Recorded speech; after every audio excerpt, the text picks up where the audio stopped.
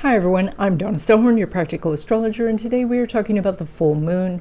It's on May 12th, it's at 22 degrees of Scorpio, and this full moon makes a trine to the North Node and Saturn. What does this mean for you? That's what we're going to talk about. Welcome everyone. This video starts with a short overview, then we're going to talk about your sign and what's ahead for you in the areas of love and money, and then at the end we're going to continue our conversation about activating your part of fortune, so you want to stay all the way to the end. And if you would like a copy of your chart so that you can follow along, I can send you a PDF. There's a link in the description.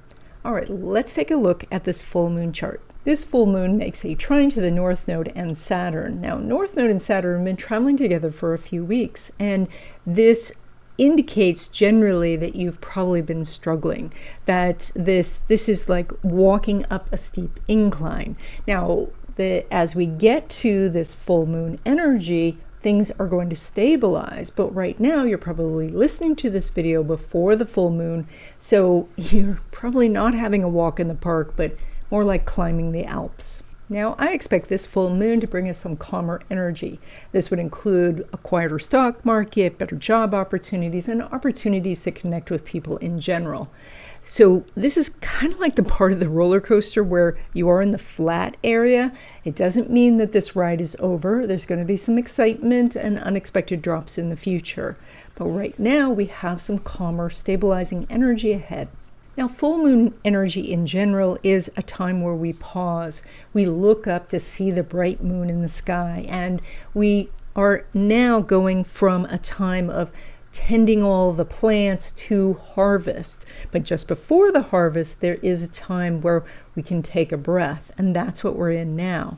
We did this energy once before, and that was in September 2013. So you might want to look back and see what happened around then and how that might have been a turning point where things became more stable. Now, of course, that's not for everyone because everyone's chart is complex, and so different aspects happen at different times. So you may say, no, that was a really difficult time. And so you might find that you need someone to look at your chart specifically to say whether this is now going to be a calmer period. And that's why I do readings. There's a link in the description. I also put out a newsletter, and that comes out every week, and that has more information about what's going on for the week, as well as some thoughts I have, etc. So that's free. Yeah, there's a link in the description. Okay, Pisces, this energy now around you is starting to stabilize. But while it has been so chaotic, it is your natural state to try to absorb energy to help others. And so you may have collected together a lot of this disruptive energy, and you may still be carrying it with you. So it is time to release that. And you do that by getting into nature, by going outside, putting your feet in the grass, if that's possible, go touch a tree, go walk in the park, go sit by some large body of water. But it is important to allow that energy that you have taken on to pass through you, so it can be then into the universe and become the fertilizer to make things grow and be wonderful. So, but it's necessary for you to do this, and as you do, you're going to feel more certain, you're going to feel more at peace, you're going to feel better in general. So that's the energy you're doing now. Now, when it comes to relationships like new love or new friendships, there's no aspect going on between this moon and Neptune. However, this full moon is way elevated in your chart, so you're very noticeable. So that means when you go out into the world, others come to you. And so it's quite likely that you could reconnect with someone that you met before during this time. But it's necessary for you to get out of the house and go do those things that we were talking about, be in nature, be outside, and then you could connect with someone quite interesting. Now, when it comes to existing love relationships, and there's a semi-sextile going on between Mercury and Neptune, which means that there's small irritations that are creeping in that are disrupting the flow of the relationship. Now, these are pretty easy to solve. This is something where, like there's some pet peeves maybe, or just some irritating factors. And so this is a time to come together to try and work those out. Generally with this sort of energy, it's more of there's an external problem, like, there's the person can't get their stuff in the hamper, but the hamper's technically in the wrong place via feng shui, right? It's that, or a different hamper would be better, or things like that. Sometimes these things can be solved with external changes. So, and if you're finding it difficult to, work these things out, some of it is that a general reading like this can only give you the surface information. When you have an actual reading, then we are looking at, the things that you need and how your chart connects with another person and what they need. And it makes it easier to work things out. So if you're interested about a reading, the link is in the description. Now, when it comes to your money, you pull money from Mars, which is in your house of work.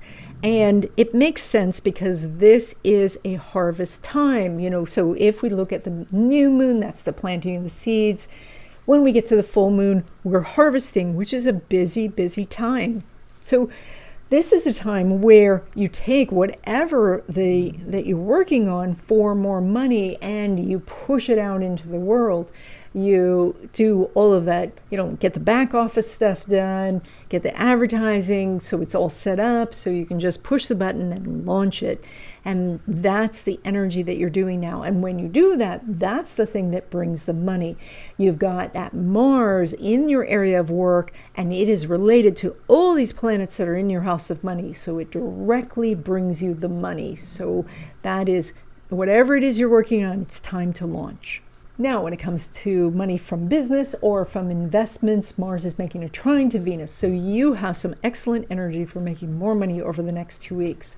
That means that it's time to look at, income, new income sources that are coming in. How can you start to get those going? Perhaps you started something on the new moon and now you're getting a little trickle. What can you do to open that floodgate? Also talking to your broker. There's been a lot of changes in the markets these days, so maybe things need to be reallocated. Maybe there are some really good buys for you. So this is some good energy for you over the next 2 weeks. Now, when it comes to money derived from career, unfortunately, it's a different story. Mars is making a sesquiquadrate to Saturn, which means that the hurdles that you would have to go over to get a really good raise are pretty high. You might be asked to, change shifts or change titles or change departments or take on much more work. This energy will be better in the future. So unless you're in the process right now of negotiating for the raise, and if that's the case, then ask for a lot and let them say no to some things that you don't care about so much, so that you can get really what it is that you want. So, if working at home is the most important thing, then ask for more money and working at home so they can say no to the more money. Otherwise, if you can put off any sort of discussions so it's outside this 2-week period, that would be good. So this is the third section of this video, and I have a couple of announcements, and then we're going to continue talking about activating your part of fortune. The new month wishes class is on the first day of the month at 12 p.m. Pacific time. There is now a much easier way to register for this class. So if you want to take this class, and it is a free class, click on the link in the description to register. And in this class, we're going to talk about the energies for the month. We're going to write our wishes together, and then we'll energize them together. And I know that oftentimes people can't take the class because of scheduling conflicts or time zone conflicts. So if you're interested in this class, sign up anyway, even if you can't attend, and you will get a list of how to do the wishes and the wishes specifically for that month, and also how to energize it with us. So even if you can't attend, sign up. We want to have everybody doing this at the same time. And in May, I am teaching a class on finding the best day to do anything. This is based on 5-element Chinese astrology, but you don't need to know anything about Chinese astrology to take this class. The system is quite simple. And so this class is also part of a summit where there's going to be lots of people talking about really interesting things like altars and spirit animals and connecting with the elements and all of these things. So registration for the summit is free. There's a link in the description. And finally, if you would like to support this channel and astrology in general, you can hit that join button and join the channel. That would be great. The link is right by the subscribe button. So a couple of weeks ago, we started talking about how to activate your part of fortune. And in that episode, we did your part of fortune with a crystal. And so those crystal links are still in the description. And so if you missed that, you can still find the crystal that works with your part of fortune. Today, we're going to talk about the sign your part of fortune's in and how to activate that energy. And if you don't know what sign your part of fortune is in, I can send you a PDF of your chart. There's a link in the description. Now, it's quite likely that your part of fortune is in a different sign than your sun sign. And so unless you're a triple, like you're a triple Taurus, then you are going to have part of fortune in Taurus. But most people have their part of fortune in a different sign than their sun sign. And so that means that you can activate that part of fortune by focusing in on the energy of that sign. Now, the reason your part of fortune is in a different sign than your sun most of the time, and is because that the part of fortune is made up of your sun, moon, and ascendant. So your sun is your ego and your identity, and the moon is what you need, what you crave, and it's a really strong motivating factor in your life. And your ascendant is how you present yourself. So if your part of fortune is in Aries, you need to take action. And that's very different than just being busy. That is taking a specific action, no matter how small that action, that moves the needle towards your goal. So that can be something as small as looking up some information or reaching out to someone and contacting them to ask a question. Just doing something to move it forward starts to bring you luck. If your part of fortune is in Taurus, you are manifesting luck and opportunities by deciding what you want. You know, a lot of people tell me they want, like, I want $1 billion, but they don't actually want the hassles, the notoriety, and the responsibilities that come with having $1 billion. And so they both want something and don't want something, and so their wish gets canceled out. So consider manifesting smaller things and get the practice down of how you can wish for something and have it come to you. And then you can quickly build to larger things that you want without having this sort of mixed energy or being at cross purposes. So start with things like a parking place, money to buy an item you want, or someone to give you a gift. If you have part of fortune in Gemini, opportunities come through communication. And so that is, you ask people for what you want and you will start to receive. Now, you're not going to get a yes from everyone, but as you ask, that's going to reverberate through the universe, that energy. And so you're going to see that you start to get more and more opportunities. If you have part of fortune in Cancer, you tend to manifest your luck through others. And that is when you ask for a benefit for someone else, then you both receive. And so think about something that your family wants, your kids want, someone in your community, a close friend. When you think of what they want and you look to manifest that, you get the abundance as well. When you have part of fortune in Leo, you do, like the Cancer energy, you manifest well for others, but also, though, you manifest when it's fun. Like when you can think of something that's going to be fun for you and people that you love, you will manifest more things. So consider not just going to events, but putting on some events where you are social and connected, and you will find tons of opportunities that way.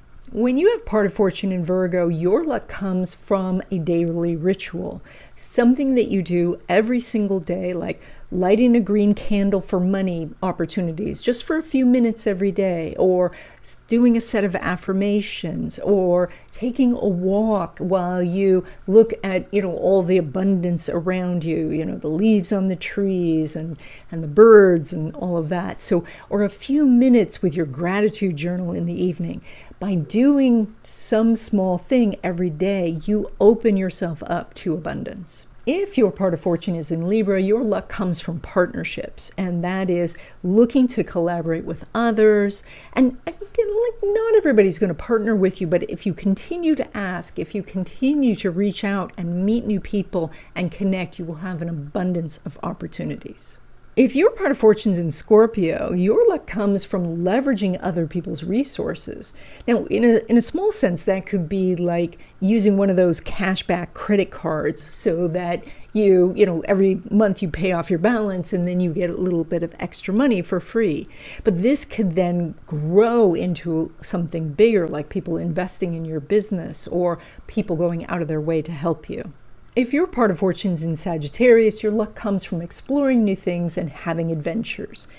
Be curious and go outside of wherever you are, like go outside of your field, go outside of your neighborhood, go out into the world, connect with people, foreign countries or just people in the next town. But as you do this, as you dive into a new topic, as you travel, then you find the luck. If your part of fortune is in Capricorn, your luck comes from building something. And that can be something very literal, like building a career or building a house. But this could also be just building a skill set or building a relationship with a strong foundation with the people that you know. Like building these business connections, building friendships, those can actually bring you a ton of luck. If your part of fortune's in Aquarius, then luck comes from connecting to different communities. That means going outside and doing something different, doing something your friends or family wouldn't normally do, or connecting with people that you really don't connect with on a regular basis. And these may be groups that have such niche interests that they have a whole different vocabulary about things. So by doing this, by investigating these different ideas and these different groups, you open up opportunities from all sides. And then if your part of fortune's in Pisces, then your luck comes from harmonizing with the universe. And that's done through meditation or yoga or feng shui or magic. Doing the spiritual things on a regular basis then puts your energy in harmony with the flow of the universe, the abundant universe, and that brings you gifts in the material world. And that's it. I hope you enjoyed this video. If you haven't already, please subscribe, please join if you're interested in becoming a member, and I will see you in the next video.